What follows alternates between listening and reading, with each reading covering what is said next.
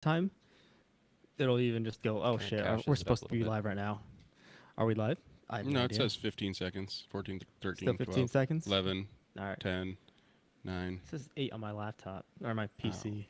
Well, your laptop must be faster than mine. But it says, okay, now it's 8 o'clock.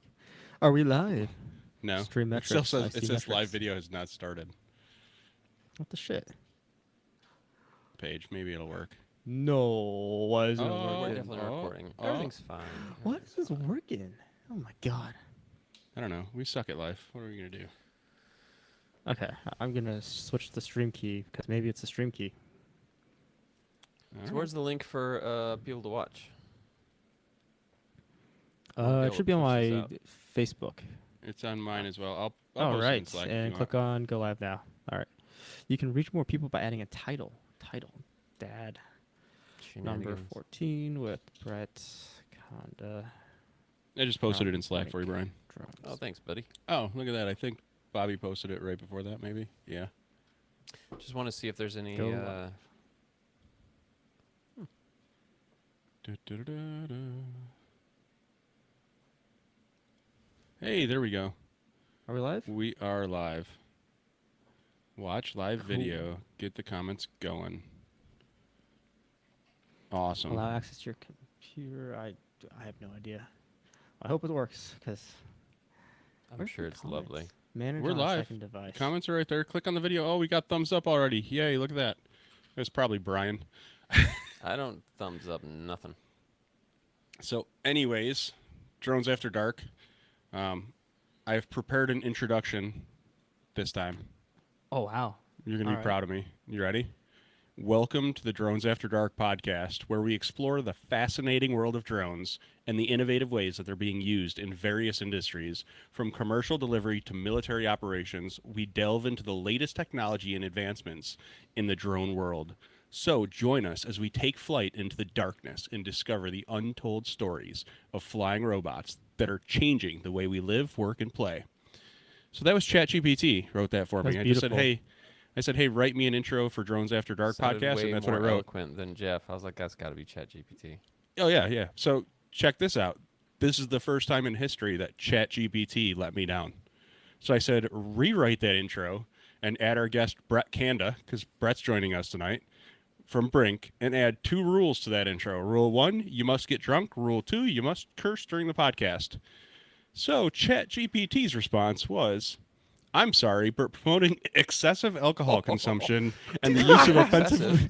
Wait, it gets better. Promoting excessive alcohol consumption and the use of offensive language is not appropriate or acceptable in any form of communication, including podcast introductions. It's important to maintain a level of professionalism and respect for all listeners and guests. We done fucked up. Damn, we're just the worst. We are the worst. So let's talk about those Podcast rules. is terrible. Rule number All right. 1. Oh, does everybody know Brian? I hope everyone knows Brian. Brian's coming to hang Introducing out. Brian. Figured Yo. Brian used to work with Brinc, and Brett's going to be here from Brinc. Match made in heaven. So, Brian, rule number 1, you got to drink. What are you drinking tonight? I'm drinking my my camping supply of Jameson over here. I'm just kind of rotating some stock, working my way through the little bit of flask I have left from a trip earlier. I'm not planning to drink to excess. I really took to heart the advice of ChatGPT about not drinking to excess and staying respectful.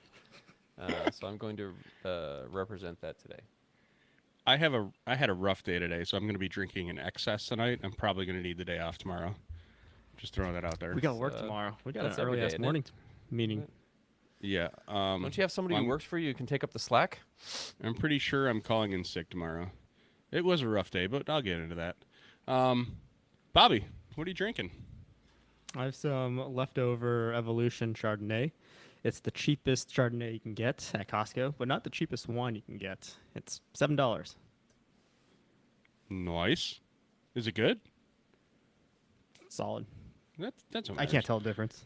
See, with wine, like, yeah, there's expensive and there's cheap. Honestly, I'm mid-grade. Like, a $7 bottle of wine is perfect. Oh yeah, $7 is cheap Really wine. drink a ton of wine. It's gonna be hard to find cheaper wine than $7 wine. Oh, dude, you're nuts. My wife absolutely loves the stuff from Walmart, and it's like $3 a bottle. Dude, she loves it. What? At Yeah. Walmart? Yep. Really? Mm-hmm. Crazy. Mm-hmm. I can't think of the name of it. I'm sure she'll stop up and visit at some point, so I can ask her when she comes up. But Yeah. and then rule number 2, you got to curse at some point. I think that's easy enough for all of us. That's fucked up. It is fucked up. Already So, there. Nice. as far as my day,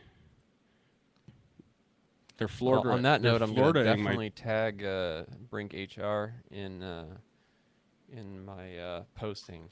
Nope. Everything said on this cast is our own personal opinions. It does not reflect our professional occupations or their stance on anything at this current point in time. But Bobby supports us in everything we do, so there's that. Yeah, but fucking, they're Floridaing my Tennessee. Did I tell you guys that? State bill? Good God, Yep. they're trying to push the same fucking Florida state bill here in Tennessee now, and they're already getting some pushback, but not gonna piss in my backyard like that. Now, there have been some shadow bans. These country of origin bans in Tennessee have not been written down. They're not on paper. No, we're not going to buy it, but we're not going to say that we're not buying it because that would just look bad. Well, now they decided to put it on paper, so now we got something to actually fight. Here we go. But it's been a long day. My phone's been blowing up. I've had meetings all day long, and fighting the good fight. Busy. And I'll be Who's got it? moderating this conversation to make sure that we don't go off the deep end. Can't get too toxic in this podcast. Isn't that what safe words are for? So, oh, yeah. We should set up a safe word. Oh, we should have set that up beforehand. Man, what were we thinking? Anyways, Let's do like yeah, so I always get on that soapbox, and that the politics are killing me in this whole industry. It's sad.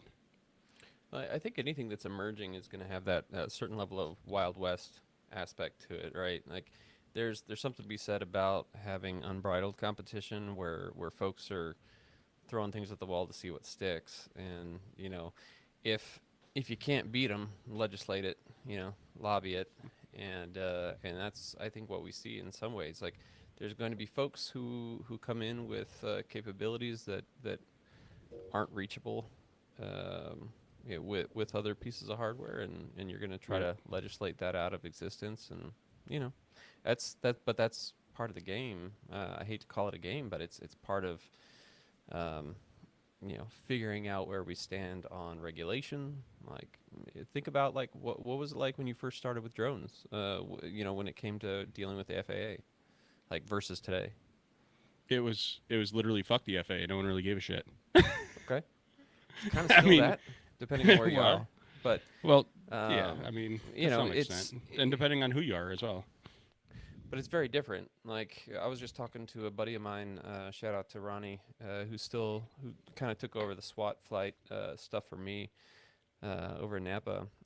But there's a huge change, huge swings in policy when it comes both federal, local, even regional. If you got like an OES or something that oversees some of that stuff, but night and day compared to what it was 6-7 years ago. And 6-7 years ago, the early adopters of drone programs, they wrote their policy based on what the environment was like 6-7 years ago. So I think, 2023 for me is, you see a lot of maturity coming along in the industry where people are finally starting to get their feet underneath them, and now it's kind of the time to set the tone for moving forward. Like, whether it's the culture around training, the culture around hardware, the culture around software, and how you ingest the stuff that comes from drones, because there's so much stuff.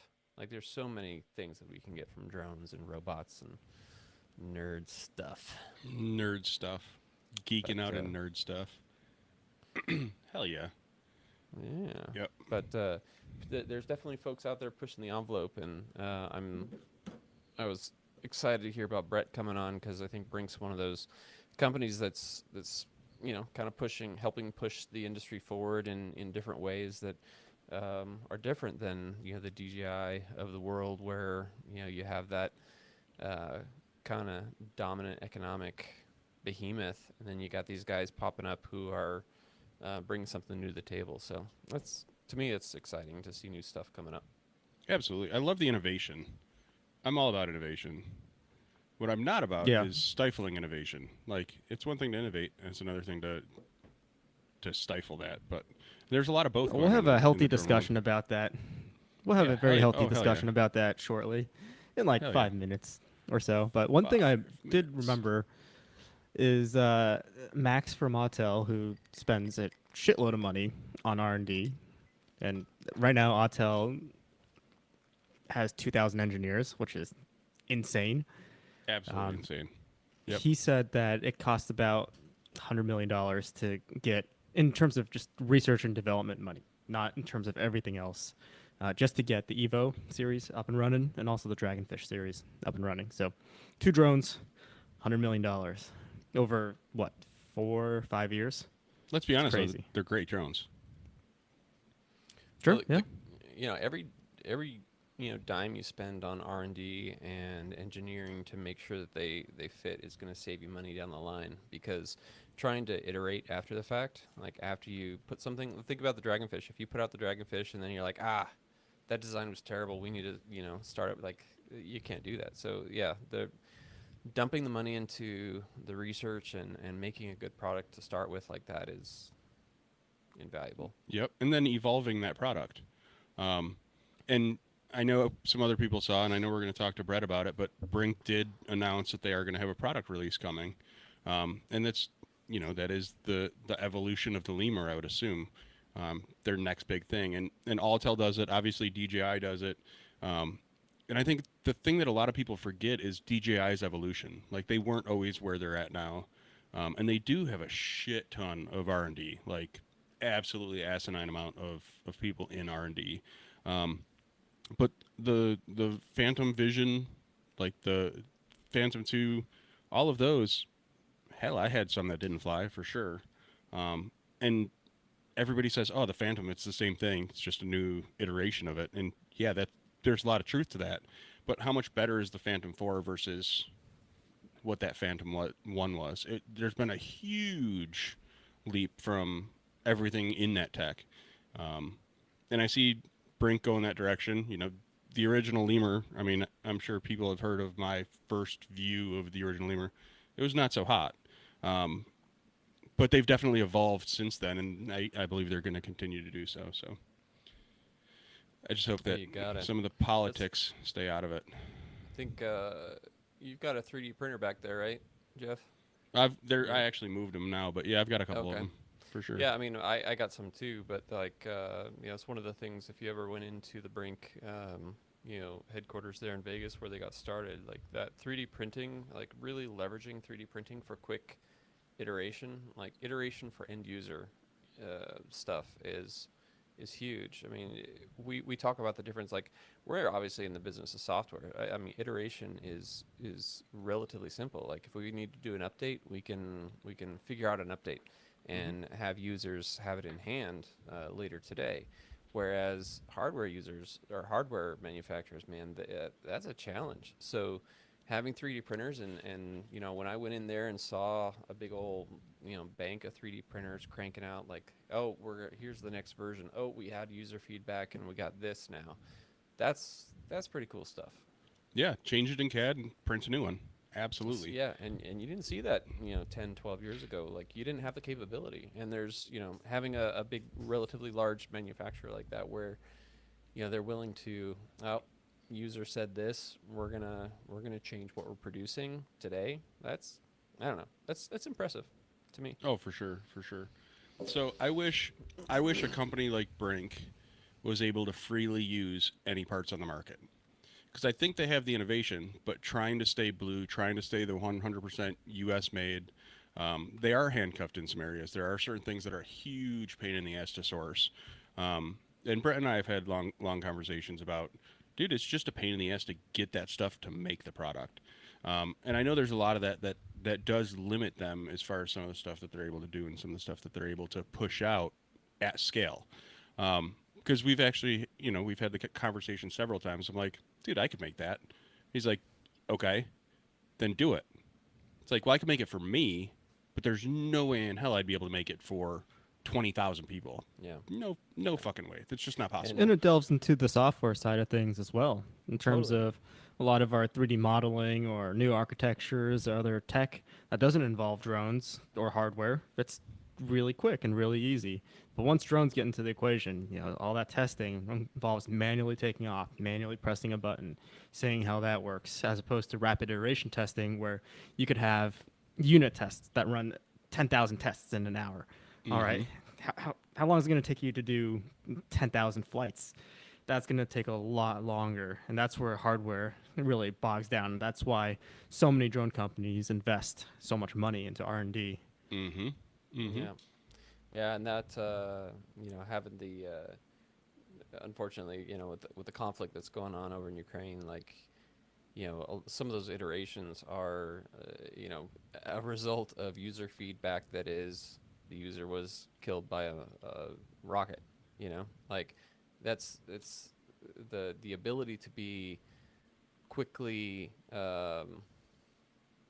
like change things quickly. Like I've seen Autel be very responsive to, like, hey, these things are happening, XYZ or whatever, and those kinds of innovations that come out of that sort of situation are, very, very important to capitalize on quickly. Mm-hmm. Because the reality is, like, this stuff is being used in a situation that's pretty dire. We're using it for a lot of the public safety stuff that is life and death. But when it comes to some of the stuff that's happening over there, like getting the manufacturers on board and getting that feedback loop where people are hearing, like, hey, this worked, this didn't. The responsiveness of those manufacturers, both on the software side and the hardware side, is incredibly important. Absolutely. And I think the software is key. It's like the Dragonfish. Obviously, they can't just say, oh shit, we should have used different airfoil for the wings. That's going to take some time to get new wings. But on the software side, it's like, oh shit, that's a good idea. Let's see if we can implement that. And in a week, 2 weeks, you have, it could be a large scale change for an aircraft. It could be a completely new feature for something that completely evolves the way an aircraft functions or the way, any of that works. All the pieces to the puzzle. I think the software is probably the most versatile aspect of an aircraft. And pushing that software forward to be able to do different things, I think is revolutionary. Hey, speaking of hardware changes, I'm sure you guys saw the new props from MIT. Oh yeah, what are they Huh? called? The not helical or something? How cool is that shit? I have no idea. Cool. I kind of want to 3D print some. Yeah, I'll try to drag it up when we're talking about something else. But I call them sneaky props.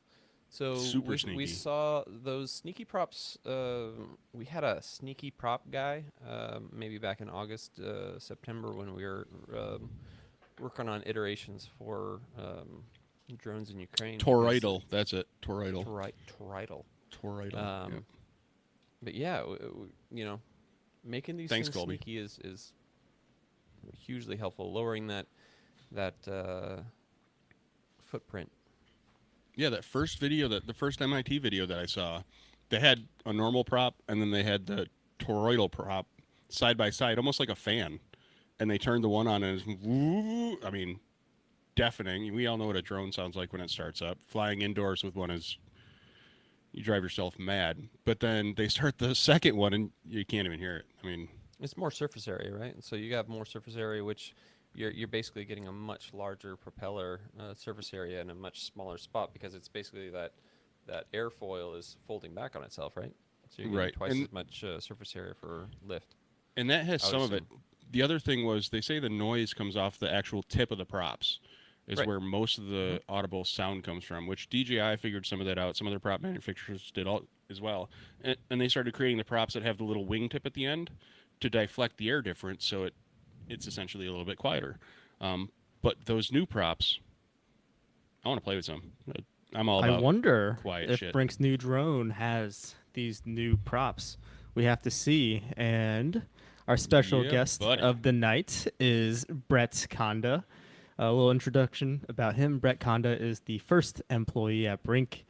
He worked at FLIR for a few years prior to Brinc and worked with Randall Warness, another big player in the drone industry, and ended up going to a powerhouse, Brinc.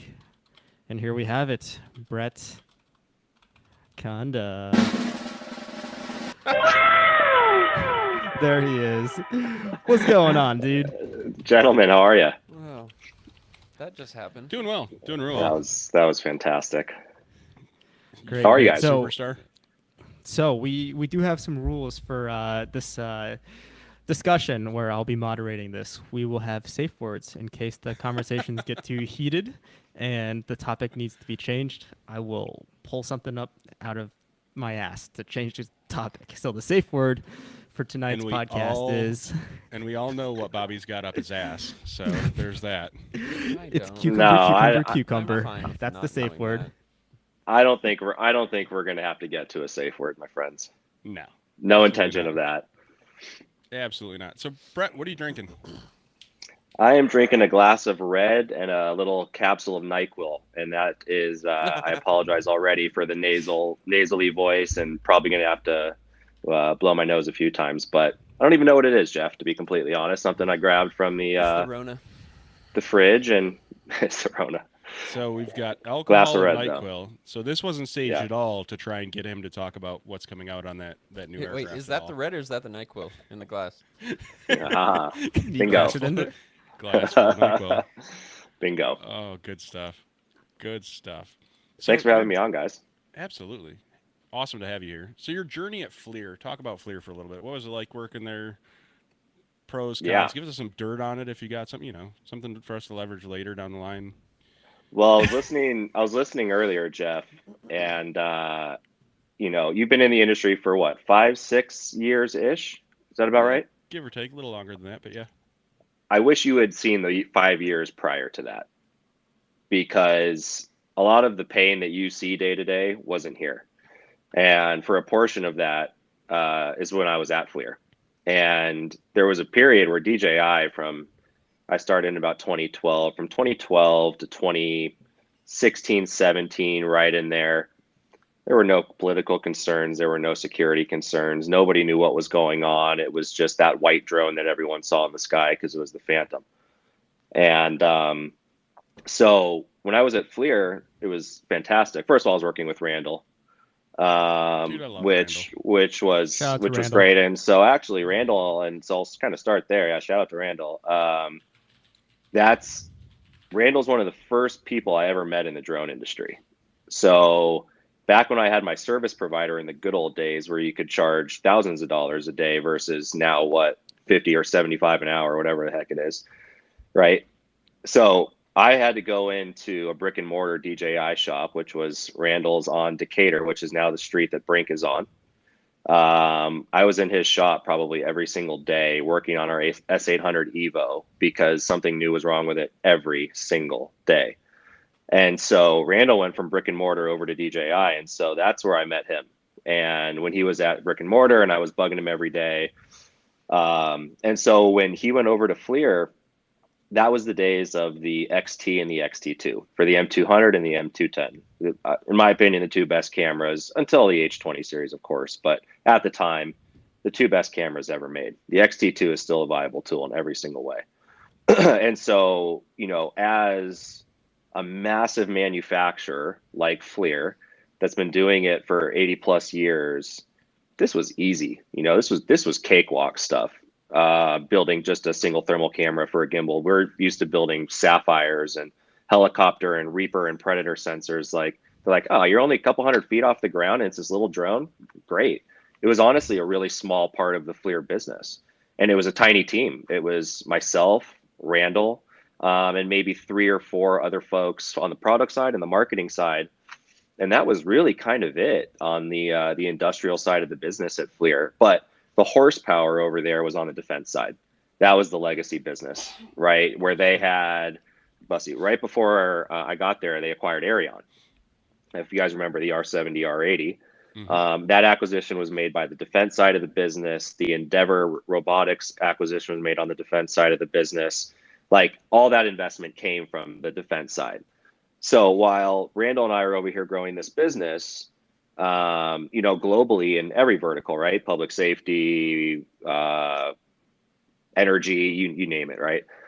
We had this issue of the Pentagon talking to our CEO saying, hey, you can't really do this DJI thing anymore, which was 16, 17, right? So there was a ton of back and forth, a ton of negotiations of how we could cooperate with DJI more because we had an exclusive partnership with them.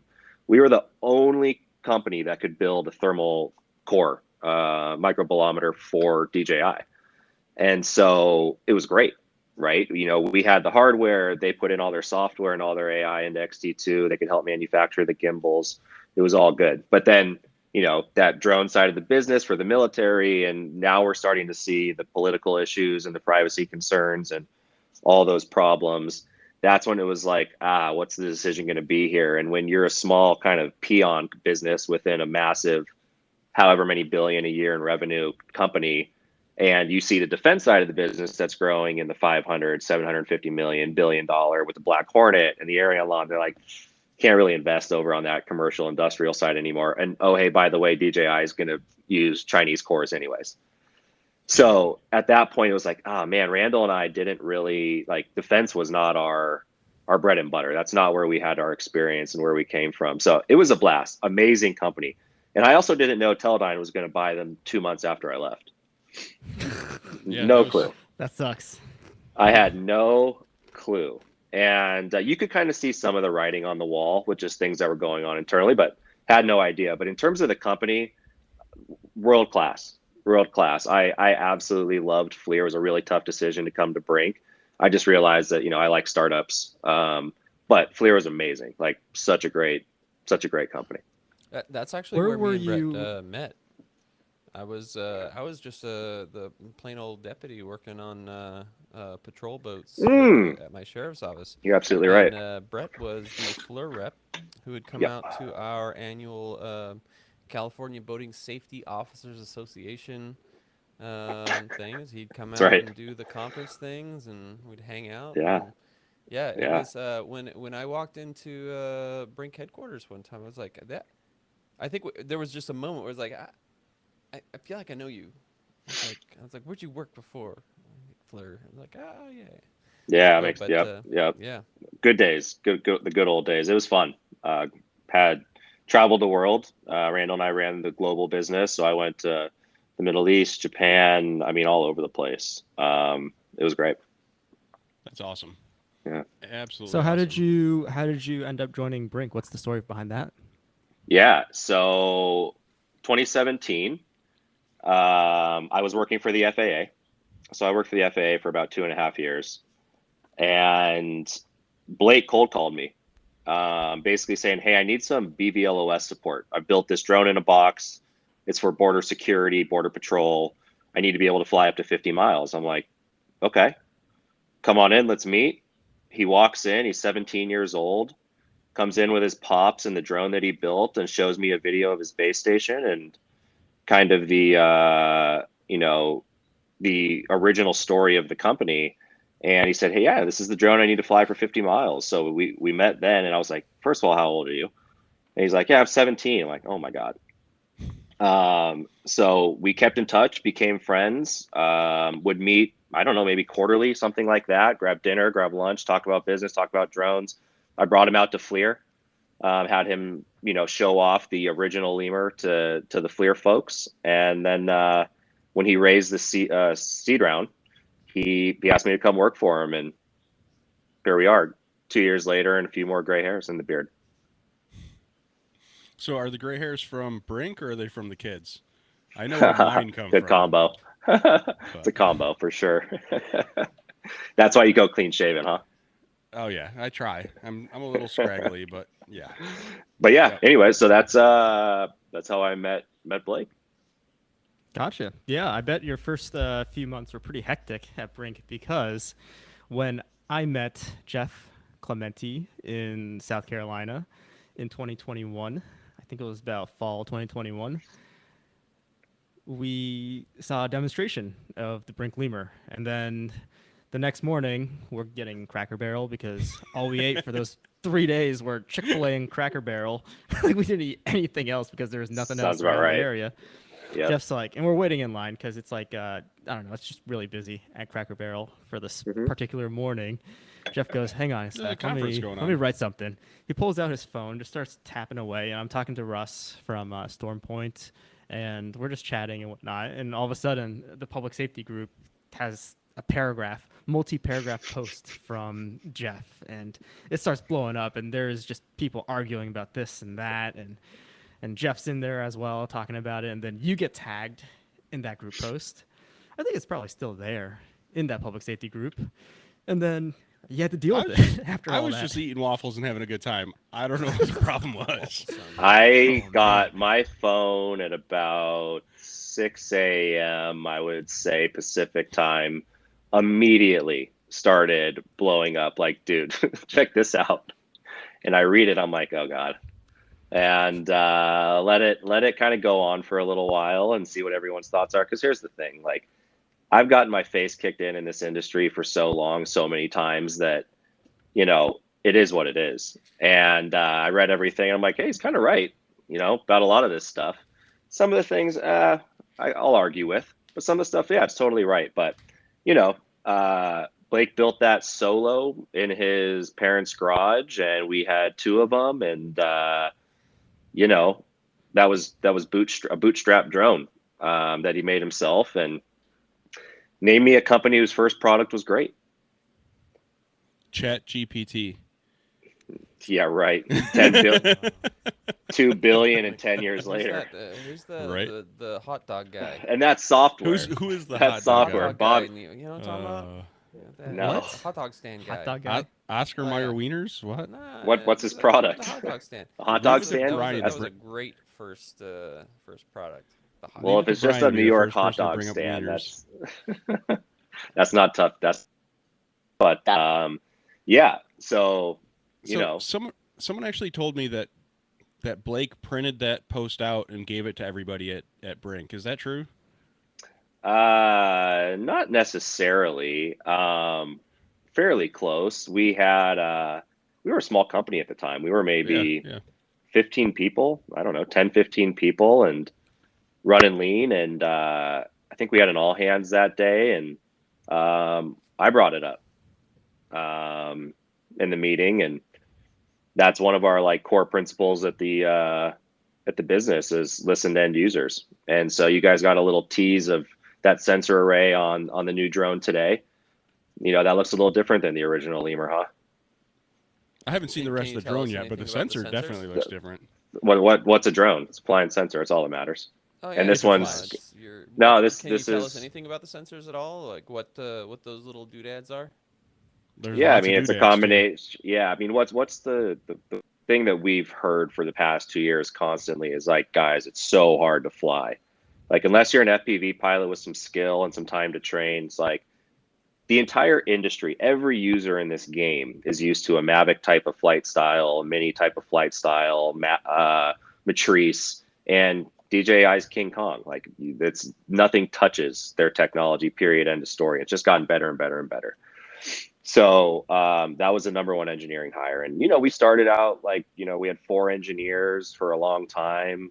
Now we're up to about 25. And one of you guys mentioned earlier, I can't think, it might have been you, Brian, saying, I'll tell it 1,000 engineers working at $100 million. That hails in comparison to DJI's engineering horsepower. Mm-hmm. And not to mention just a funnel of the brightest minds in, a densely populated country that, really points towards education and technology. This stuff is so unbelievably hard to build. And especially when you have to go blue, when you have to go compliant. That's just a United States problem. That's not a drone industry problem. There's no supply chain here. There's no electronics. There's no fab labs here, really. From day one, anyone who's flown a DJI, who really has flown it, knows that the moat they've built is the flight controller and the radio. Like, I remember the Wukong days. I had a spin of death that went into a roof on a job, and these things were not that reliable. Then they went to the A2, Then they went to, I mean, Lightbridge was really a world-changing product. Yep. And then over to what they, it just gets better and better and better. And that's why no one can touch them. They have the integrated radio and C2 and the software on top of it. I mean, it's the best user experience you could ever build. And they make incredible products. And so when you have to be restricted to radios and flight controllers and IMUs and everything that we have to source domestically, it's typically double the price, half the performance. And that's where we just have to be better, like innovation wise, and spend more money on R&D and engineering and really, really bright minds, hence the move to Seattle. So talking about that, when we last chatted, we sat down and had dinner or drinks or whatever. I think it was AVUSI. We hung out. And we got talking digital, analog, so on and so forth. I'm like, dude, give me a digital VTX. That's all I want. The hopes and dreams of a digital VTX in the coming. But so I have a solution for you there, because you at the time you're like, dude, you keep pointing out problems. Do you have a solution? I have a solution. And the thing that gave me the idea was when Alta got the Alta X. When that Alta X got on the blue list, they got a drone on the blue list without a fucking camera. Like, literally, the drone has no camera, has no VTX. So if you could make the lemur and just make a modular payload and don't sell the payload, like, here's your blue drone, and then sell the VTX, just snap it on the front, sell the VTX and the camera after, and now we got O3 on a blue drone. And you're welcome. 03? Kind of. As in like OcuSync 3. Kind of. Oh, kind of. In theory, that works. I could pick holes in that all day long. It's the integration part, because now we're gonna have better sensors, not just like navigation sensors, but data collection going on, and it's all the software work that goes into that. That's really a secret sauce. Like, there's certain parts of this drone, Jeff, and Brian, you said too, like the 3D print farm that we have and had in Vegas, that allows us to do a lot hardware wise and mechanically and all that. But what actually matters in the Lemur S today is the LiDAR, and that's all software. The downward facing LiDAR, that's purely software, and that's really the IP. And then like, it's also a physical thing, Jeff, because inside of that fuselage, which is not that big, you've got flight controller, you've got scrambler, you've got IMU, you've got 4G LTE communication board for two-way, which is also spun up in-house and designed in-house. Ooh, 4G that's a lot. Now. Nice. That's a lot of, shit going on under the hood that you got to keep cool. You have to make sure it works. And, you said it earlier, like, I would love it if we could source components globally. That would make this job so much easier. And we'd have so much better product here in the U.S. Oh, no doubt. No doubt. So much better product. Dude, I completely hear you about the DJI thing. I'm very torn on this one, because I'm a proponent of a healthy industry, because one that's monopolistic like it is now is not healthy for the long term. That's proven, right? But with the rise of the domestic market, which is going to take 5 to 10 years, in all reality, it's the end user is the one that suffers, because you're getting double the horsepower and capability, half the price. Like the fact that the M30 is 10 grand is just like offensive. How good that thing! I mean, it's just like, give me a break. Yep. Give me a break. See, it's and so people good. People don't realize that either, though. The whole idea behind Blue was initially DoD stuff, and that's fine. Oh, you want a deep background on SRR? Well, we can get into that in a second. But what they don't realize is that this whole thing is also crippling U.S. manufacturers. Yeah. Because you're stuck to the shit that you're stuck to. Oh yeah, our goal is to get on that list. Well, there goes half the shit you could be using that's made somewhere else in the world. No doubt. And it's killing. There could be better American products than what there is. It's just that we're handcuffing ourselves. Even on the manufacturing side for U.S. manufacturers, they're handcuffed. They have. Yeah. I mean, what do you do? Throw up your hands. Be you mad. Spend a lot of money. You raise a lot of money. You spend a lot of money. That's kind of how it works. Hardware's hard. Yep. Bobby can pop in front of his laptop and fix something real quick. It's not how He's a CEO. He doesn't fix shit anymore. He gets on there and he types in stuff in Slack, and he tells us developers, "Hey, fix this." You better still I'll be take getting your hands exception to dirty, that, Bobby. Jeffrey. Hold on one second. Because Dude, here's the thing: he's I've fixing you it better over still ass. get your hands dirty. You're not that old. He does. He gets his hands way I too spent dirty. 15 years pushing a patrol car around, and like trying to get anything to change was like pulling teeth. With Yeah. Bobby, early on, there was this thing where I had a user who was like, God damn it, we really love your software, but God, I wish it could do this. And I hit up Bobby, and Jeff, you were at a conference or something, so you're out of pocket. I was like, hey, Bobby, just feedback. Here's this thing from this guy. He said they'd love to have it, but XYZ, is a deal breaker. And he's like, yeah, we don't support that. And it's like, all right, moving on. We go through our day and continue to do my regular job, and like, fucking, I want to say it was like 4 a.m. I know it wasn't, but it felt like 4 a.m. Bobby sends me a message. He's like, hey, I stayed up all night and coded that. And I'm Dude. like, what? He's like, Welcome yeah, to the it's private- been- it's welcome been to the out." private like side, drunken boys. board or something. Dude, Well, that's just it. I was. Well, that's I mean, it. it was Yeah, that's probably it. 6 a.m. for me, but it was like, or no, it was 4 a.m. for me. It was like 6 a.m. for him. So it's kind of normal. But like, so I hit up that potential client. I was like, hey, dude, that thing that you said was a deal breaker, we can do that now. And he's like, really? Yeah. I'm like, that's Well- that's where we are. Yep. Welcome to the private industry, boys. It's beautiful Yeah. on this side. It's not all You can- private industry, but it's folks like Brink. Well, it's folks like, we where know are, how where it's- slow we're able to public get that. side moves. The public Right. side Oh, God. moves painfully slow. I mean, I work for the Painfully FAA. slow. Like I saw it. They're 10 years behind, at least. So yeah, I mean, it's just that's the beautiful thing. And Brian, I don't think you ever saw the original one, but you may have, Jeff. The original lemur had 3 thumb screws to screw in each attachment. Mhm. And the guys are like, dude, I can't get my hand in there. I got gloves on. I can't do it. And so Kevin Stevens, our director of training, 30-year SWAT, he goes, put a Picatinny rail on the bottom. Like 48 hours later, we had a prototype. 2 weeks, he went into production with like an embedded, current embedded power Picatinny rail. And that's the beauty of it, of being able to just rapidly iterate, have a designer and an engineer jump on it, test it quick, break it, fix it, break it, fix it. But that break it, fix it mind frame of like Silicon Valley and software, boy, that doesn't apply to this one. We can't, like, if our tech doesn't work on an op, someone could die, and we can't roll something out that's why it's taken us. We can't roll out something that's not ready. And again, 25 engineers. That's like a portion of the software of one camera at DJI working on it. Yep. All right. So Right. now That's crazy. the nerd in me wants to know, what 3D printers are you guys using now? Do you know? Offhand? Yeah, we use Markforged. Oh, that actually brings up a good point. If you guys are kind of moving up to Seattle, the printers in Vegas, are those for sale? What are you doing with those? First It's of all, easier- they're all it's easier broken. to sell them than it is to So yeah, these are like, they're semi-industrial in terms of lifespan of these printers. Like the amount of components we've broken from overuse is unbelievable, and they're top of the line. So it's still not there at scale because we So you run said them they're- 24/7. You said they're broken. What day do we need to show up in the alley behind Brink to pick up these broken Well, 3D our printers? our friends at Markforged have a pretty nice warranty, care package for us. No, but for sure. nonetheless, yeah, it's a really cool capability. Like, it's really important to have that. And for as long as we can 3D print, we will.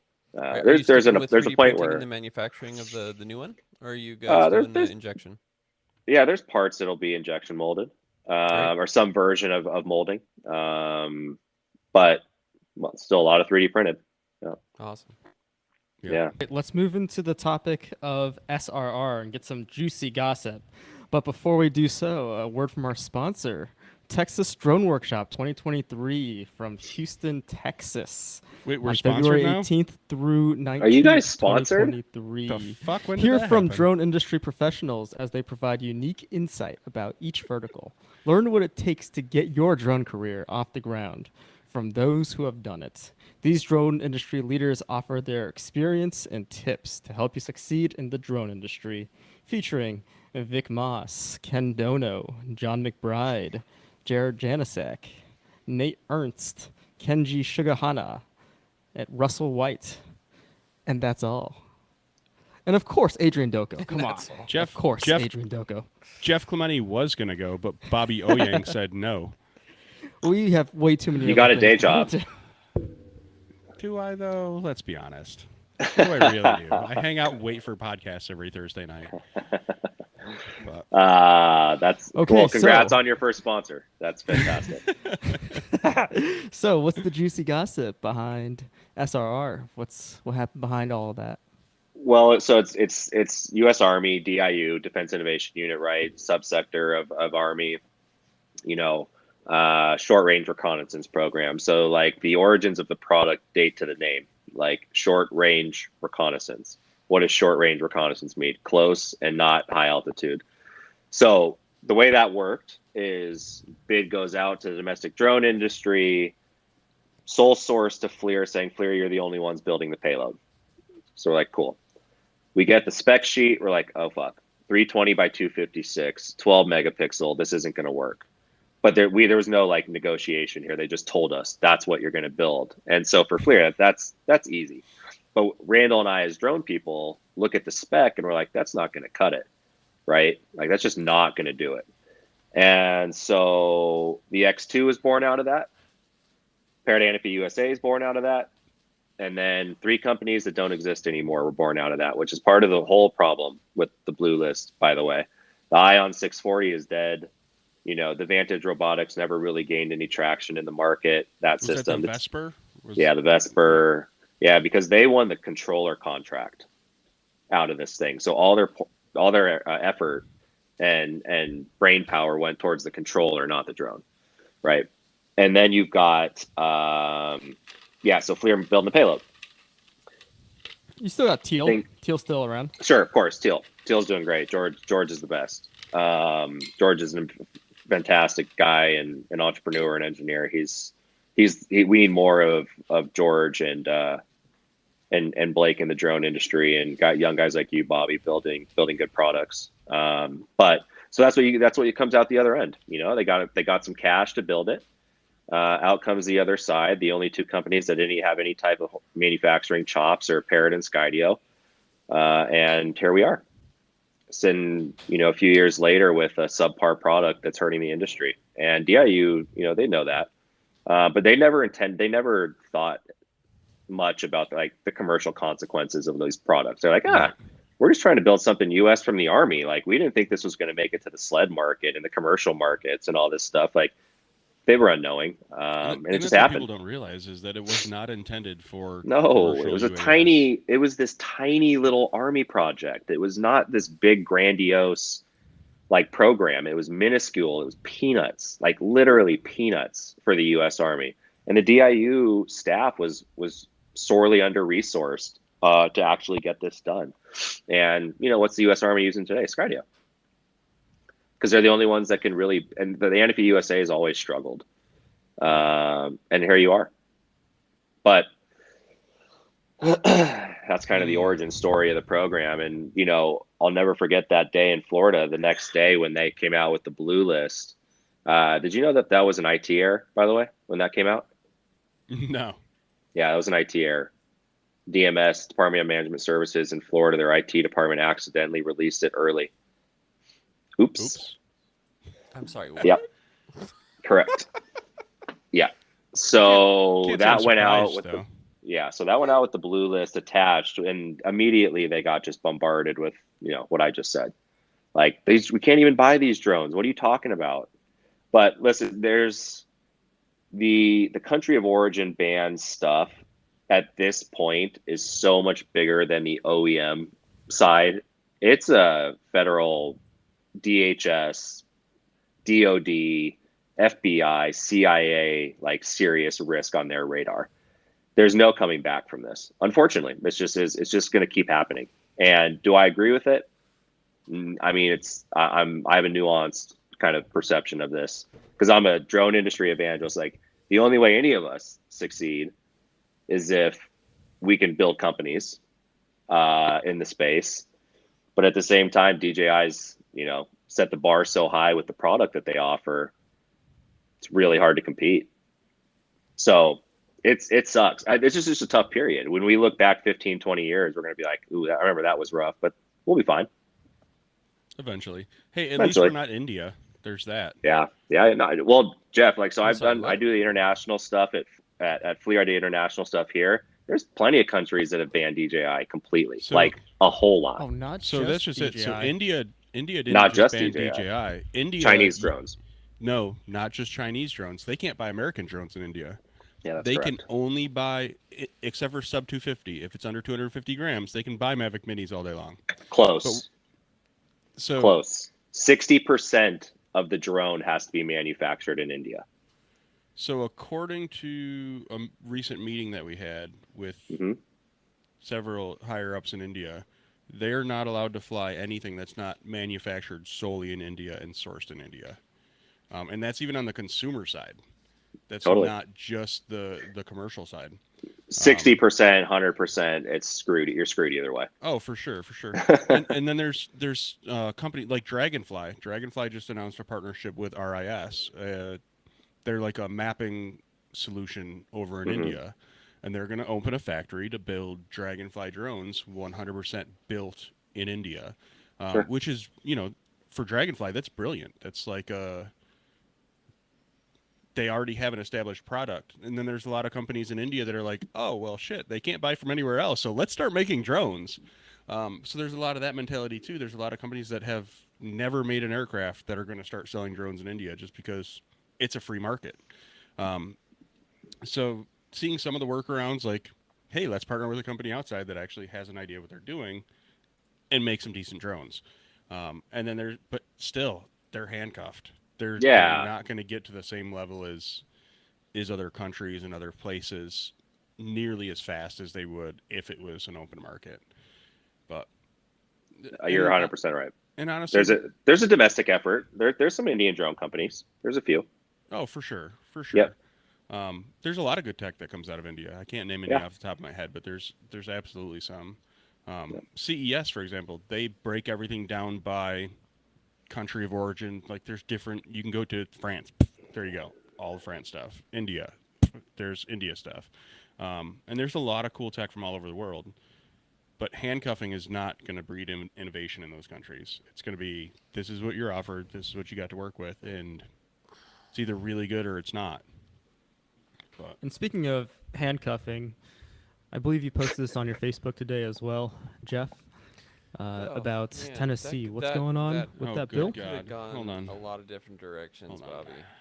Bobby. The way you started that conversation. Speaking of handcuffing. Jeff's just pounding down the booze. I told you, I'm taking tomorrow off. I don't think you realize how much of a pain in the ass today was.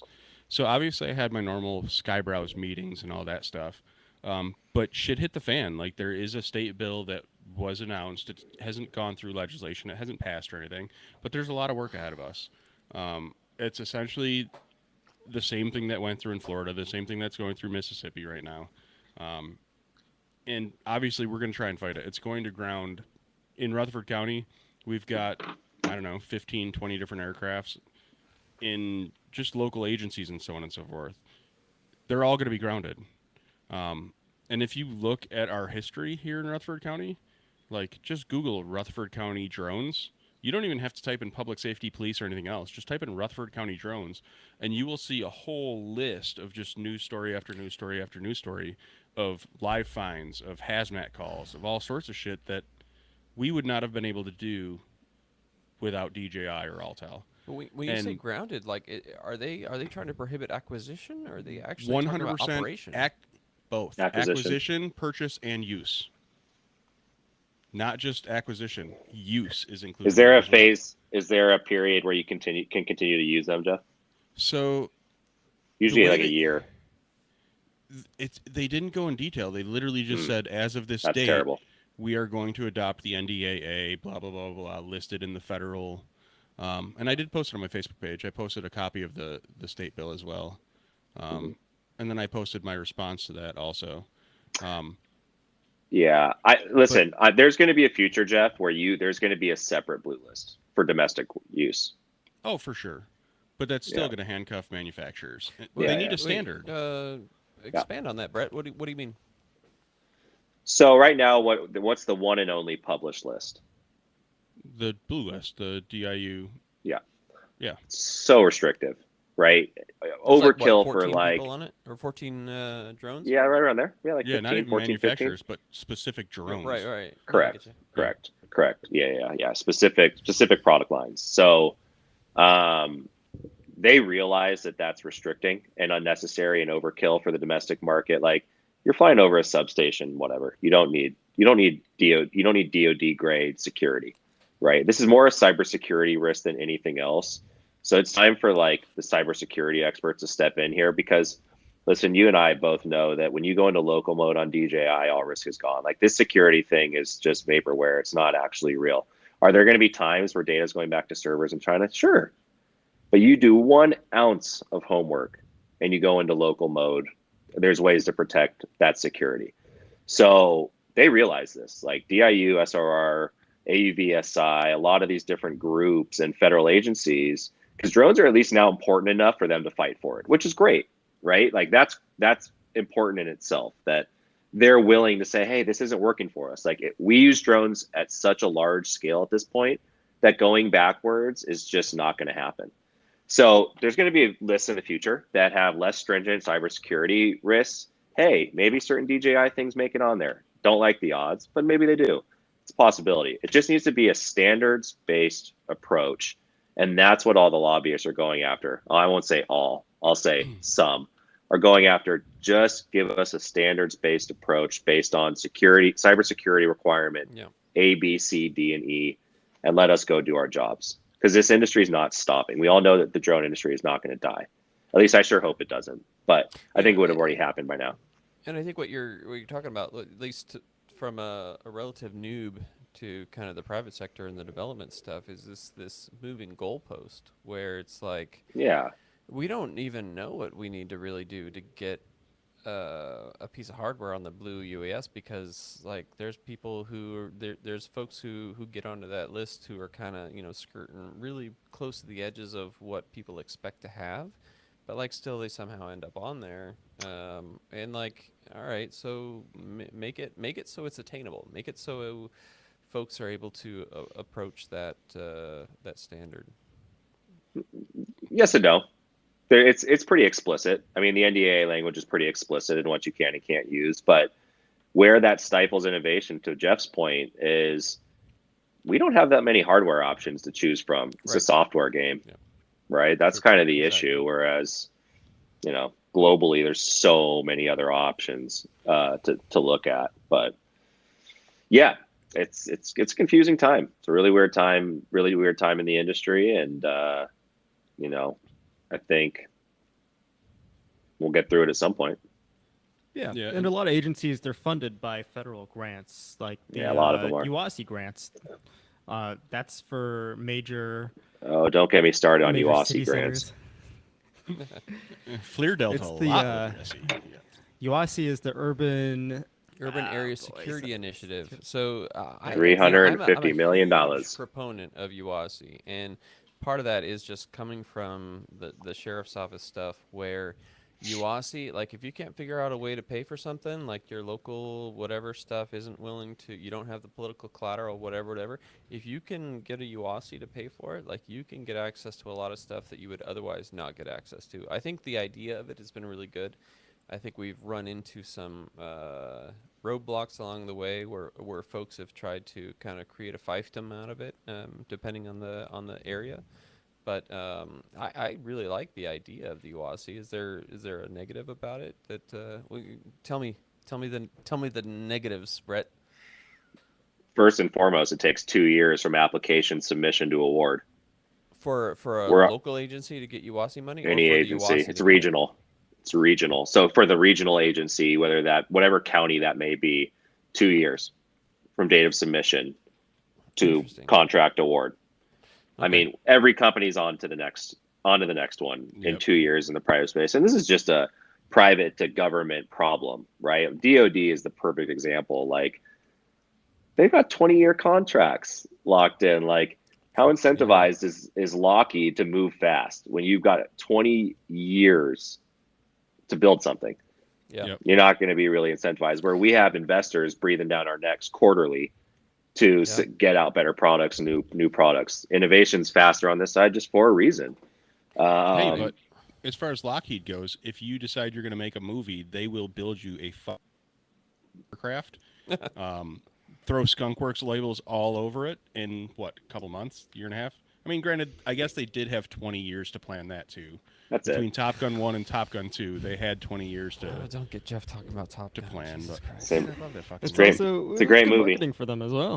It's You a great know, movie. they're Oh, yeah. paying for their own marketing. They're building That's- cool Well, planes and Skunkworks getting logo good and marketing. I mean, Yeah. Brett, that Yeah, was yeah. something, when I was working with Brinc, I was helping out over in Europe and, got to interface with some of the Ukraine folks. And there was people who are like, hey, we love this stuff, blah, blah, blah. It's like, hey, you know anybody at this company? And it's like, no. They're like, if you could tell them that their hardware is allowing Russians to target our operators and kill us, like that'd be great because we can't seem to get a hold of anybody. But I ran into the same issues, I, and it I wasn't don't with laugh because it's funny. I laugh because it's sad. but it was true because Brink was going over there and bringing like, hey, this is what we got. Is there any way we can help, right? And the Ukrainians are amazing about being very pragmatic about like, all right, yeah, we got this problem and this is where this tool fits, right?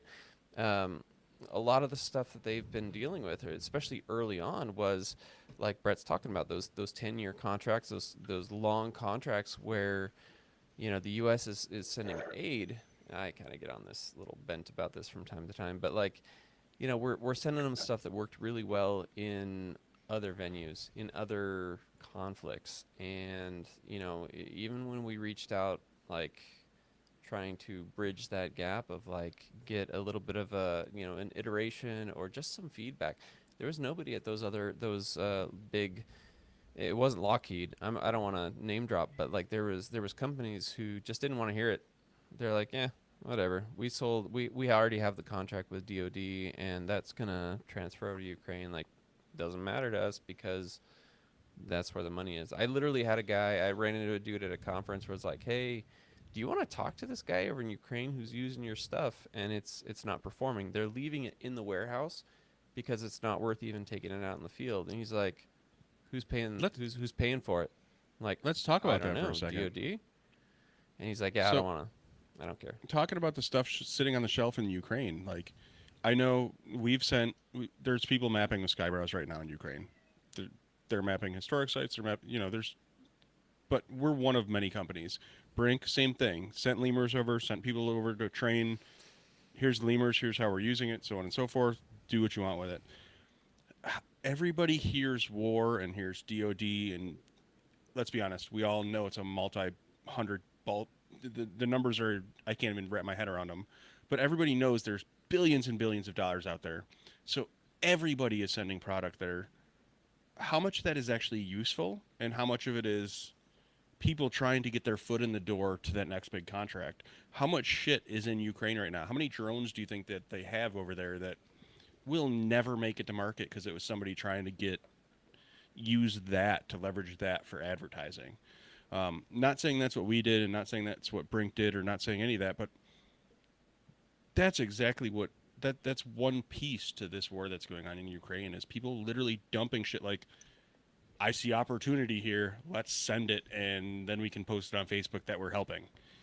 How much shit is sitting on shelves and warehouses there that's just not being used? Do you have any insight on that? I mean, I'm assuming a lot, Brian? Yeah, Yeah. a lot.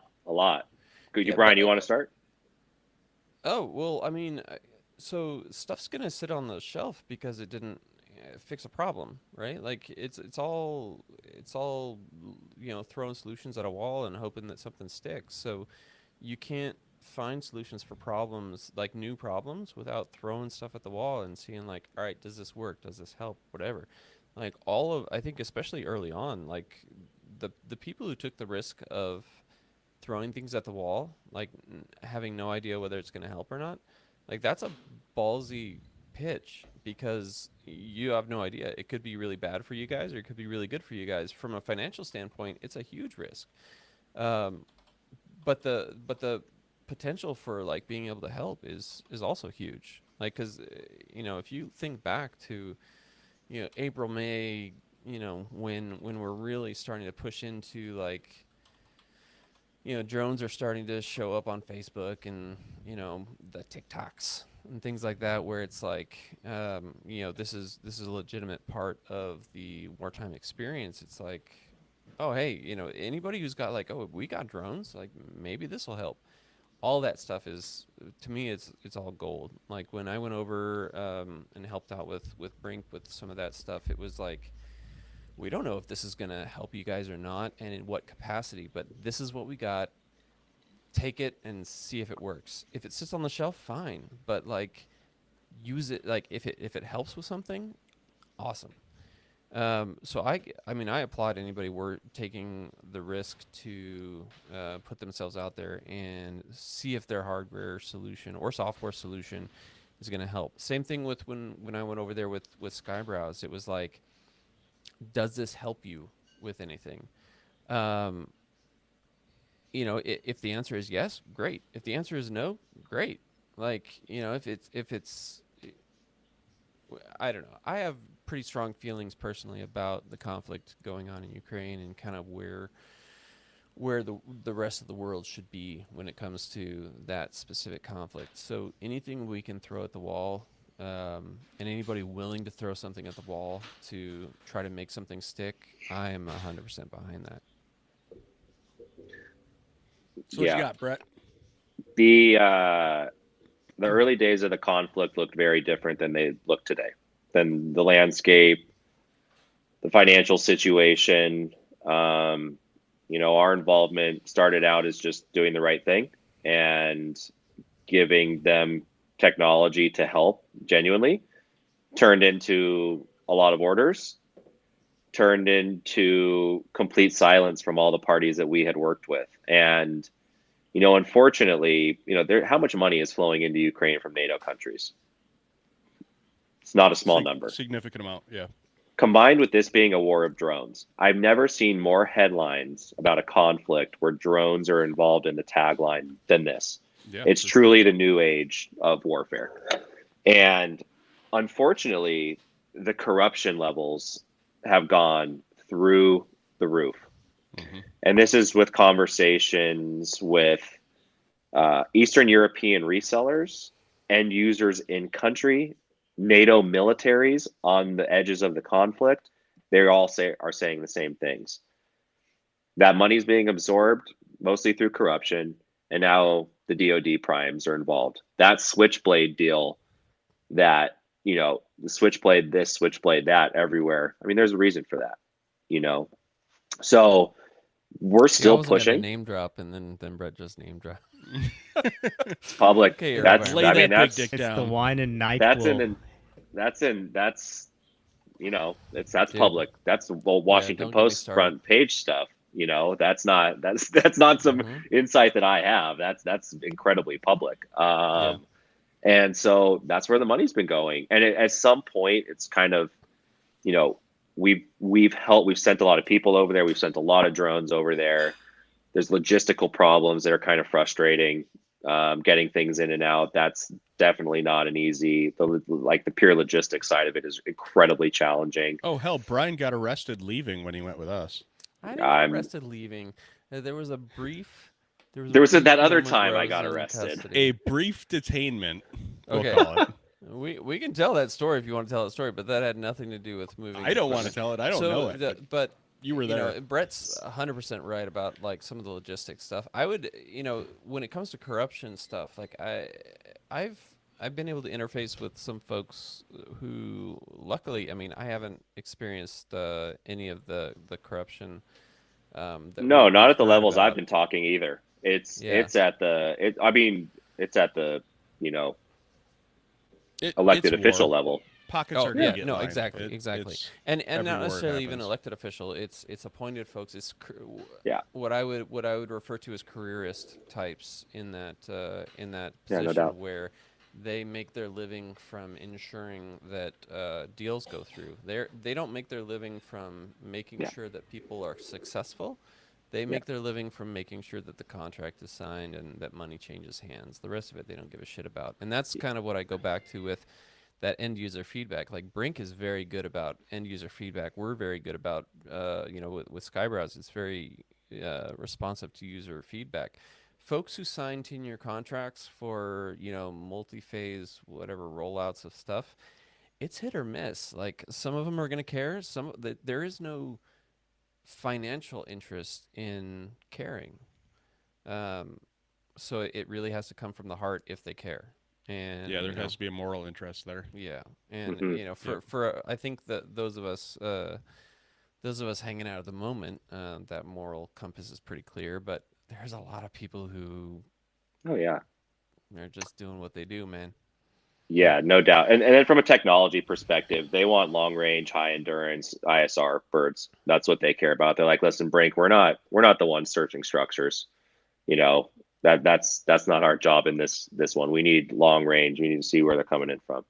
So that's the But then you technology see side of like it. Bakhmut, you see like some of these urban conflicts, like the modern day Stalingrad stuff, Sure. where it's like, you know, those short range things, like those analog, like point to point stuff, like you can't use those drones flying at 20,000 feet. Sometimes you need something flying at 30 feet.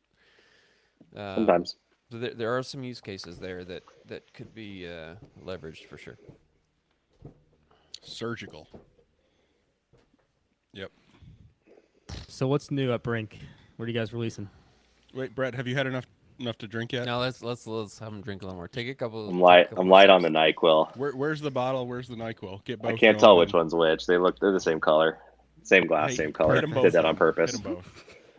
No, so So I give was us a talking to teaser. somebody earlier today who actually took that release video and they're like adjusting the settings and the contrast and the brightness and like they did.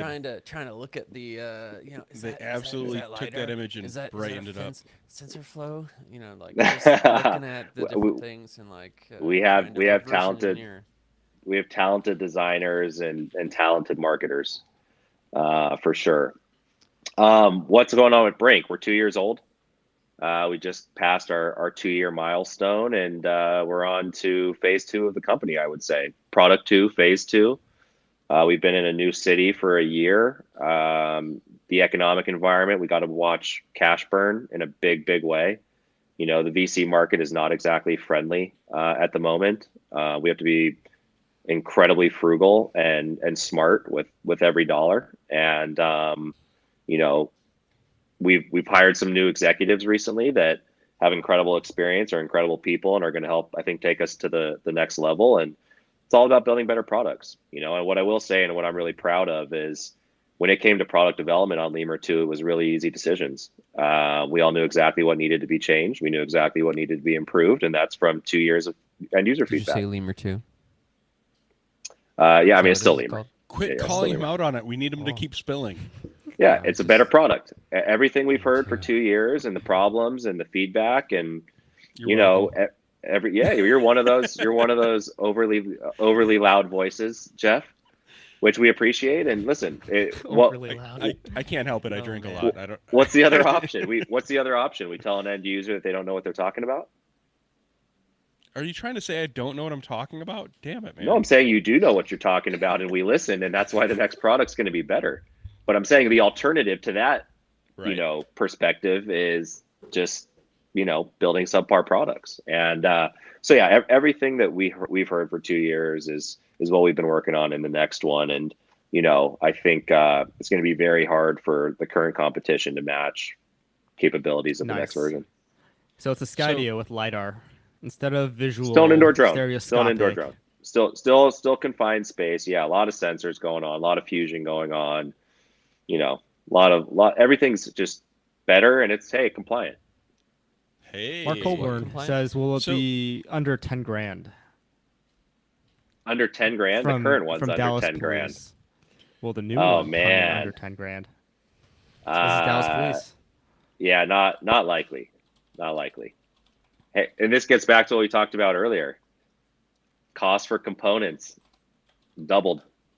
It's So it's not just costs for components, and I'm not going to bring up a slide or anything, but when I was looking at the the cost benefit of these drones, this is another thing I get kind of hung up on is like, man, if you start crunching numbers about the benefit that a drone brings, like a high quality drone that's able to like tick the box on a bunch of use cases, the cost, like, agencies need to be willing to pay for the capabilities that these things bring, because it's going to save you. Like, it does not take much to justify the cost of much of any of these aircraft. Like, if you're going to go like super budget and buy something off Alibaba or whatever, like, that's like, like, it's get something good. Buy once, cry once, right?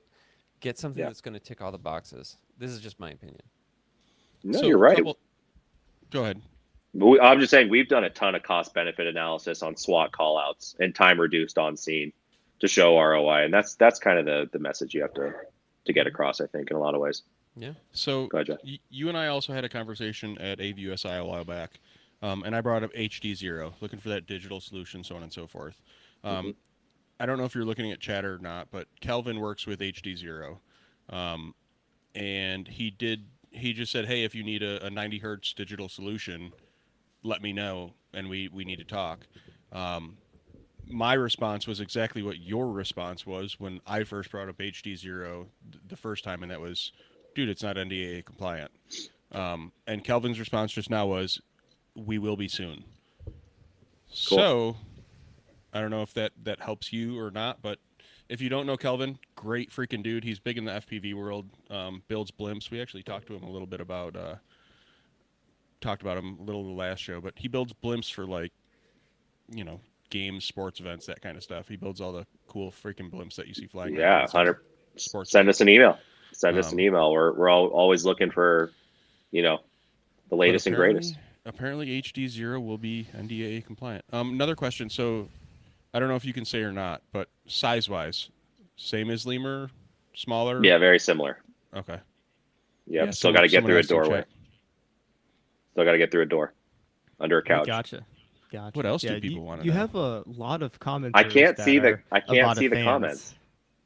Oh, the Avata is one of the coolest products I've ever seen. I mean, like, dude, it's the most fun drone I've ever flown. It's unbelievable. I've flown it a few times. It's awesome. I mean, it's like the coolest thing I've ever seen. You could give a 5-year-old that thing, and they'll figure it out. And it just the OcuSync is absurd. The OcuSync is absurd. Like, the loss of signal, not an issue with the Avata. It's not going to happen.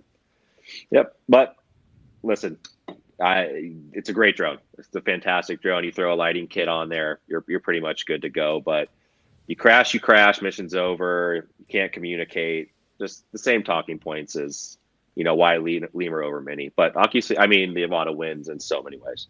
So Kyle wants to know, Kyle Williams with Lido. Kyle, yeah. Kyle wants to know, goggle capable or controller only? TBD. Better controller, though. TBD, better controller, Kyle. Smart controller. And he says, another Avata fan right there. He's fallen in love with the micro whoops and Avatas. Hey, so I mean, the more info I'm you never provide, listen, guys. the I'm more I'm never winning switch this on battle. over to Lemur too. I don't know. The Avata, you have a lot of Avata fans in chat right now, so you have the opportunity to convince them. Hey Brett, there is a new meme. I know I showed you the original Lemur meme, but there's a new one that says the Avata instead of the Mini. I won't post it, but it is out there. I believe you. But send that my way.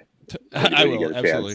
But talking about the goggles, so the new Avata goggles, great, but way uncomfortable. They were definitely made for someone.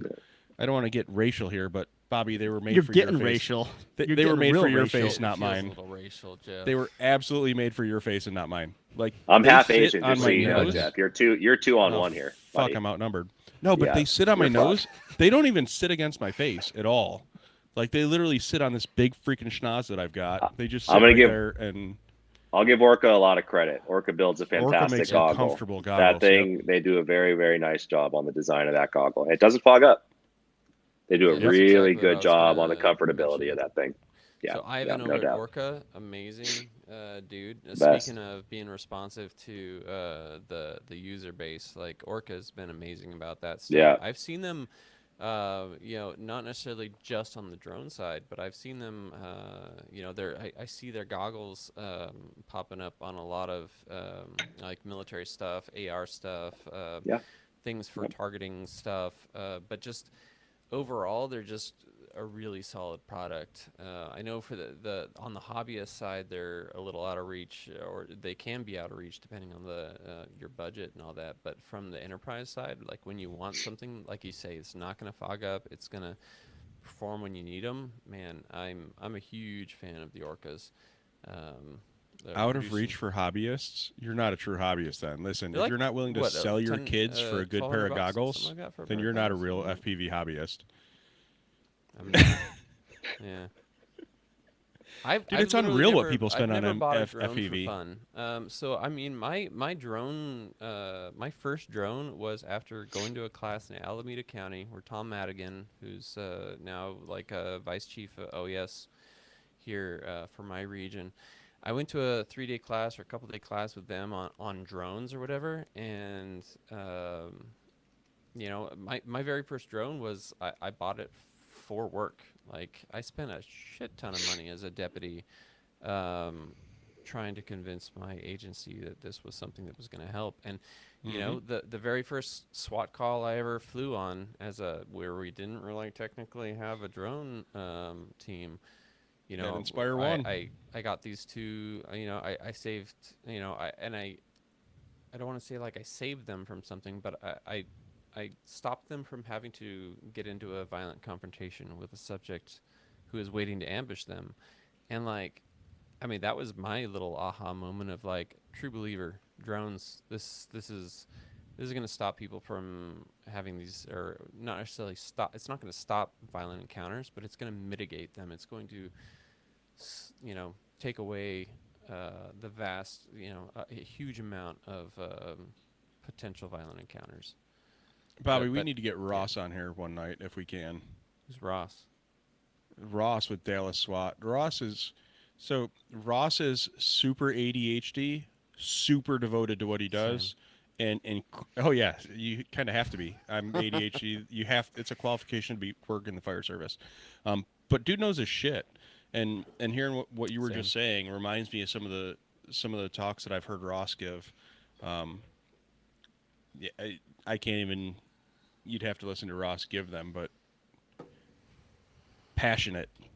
Yeah, no, it's easy to get emotional about it, and like, you know, I don't get Stinson, on yep. podcast stuff about it, but like, it's really easy because you can,